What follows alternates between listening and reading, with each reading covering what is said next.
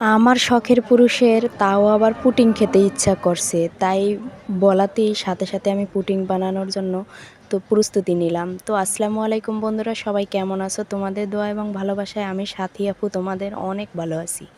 তো দেখো, পুডিং বানাতে আমার যা যা লাগবে আমি সবগুলো উপকরণ এখানে নিয়ে নিয়েছি।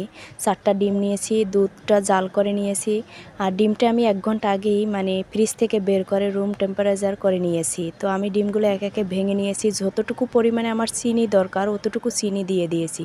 তো দুধটা আমি জাল করে আগে ফ্যানের নিচে রেখেছিলাম বিছনার উপরে। তো যখন দেখছি ঠান্ডা হয়ে গেছে, আমি ডিমটার সাথে দুধটাও মিক্স করে নিয়েছি। তো দুধ মিক্স করার পরে দেখি আমার দুধটা একটু পাতল, মিক্সারটা একদম পাতলা মনে হচ্ছে। তো আরেকটা ডিমও ভেঙে দিলাম পরে আবার।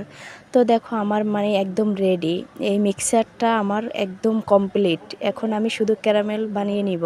তো ক্যারামেল বানানোর জন্য অল্প একটু চিনি দিয়ে আমি বেশ কিছুক্ষণ নাড়াচাড়া দিয়ে ভালোভাবে এই রকম একটা কালারে যখন চলে আসছে, তখন আমি এটা ভালোভাবে বসিয়ে নেওয়ার চেষ্টা করতেছি। এই যে এভাবে করে বসিয়ে নিলাম। যখন ঠান্ডা হয়ে গেছে, ওই যে মিক্সার করে রেখেছি ওটা আমি ঢেলে দিয়েছি ছেঁকনি দিয়ে, যাতে কোনো ধরনের কোনো সমস্যা না হয়।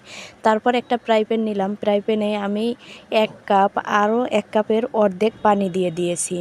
পানিটা যখন হালকা কুসুম গরম হয়ে আসছে, তখন আমি ওই যে মিক্সারটা রেখেছি একটা, তো ওই মিক্সারটা দিয়ে দিলাম। ঢাকনা দিয়ে ঢেকে রেখেছি 5 মিনিট। তারপরে আমার মনে হলো যে আমার মনে হয় এই ঢাকনার ফোড়াটা বন্ধ করে দিলে বেশ ভালো হবে। তো ফোড়াটাও বন্ধ করে দিলাম।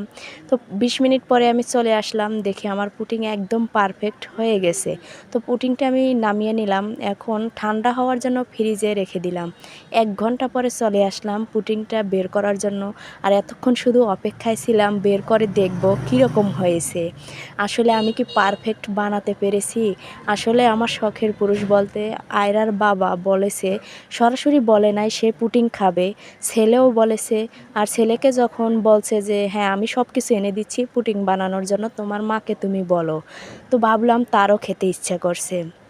আর ছেলে হোক আর ছেলের বাবা হোক, যেই হোক না কেন, যে কোনো জিনিস যদি আমাকে বানাতে বলে আমি কিন্তু 1 সেকেন্ডও লেট করি না, যদি আমার উপকরণগুলো সব কিছু বাসায় থাকে। তো দেখো একদম পারফেক্ট, কি বলবো, বলে বোঝানোর মতো না।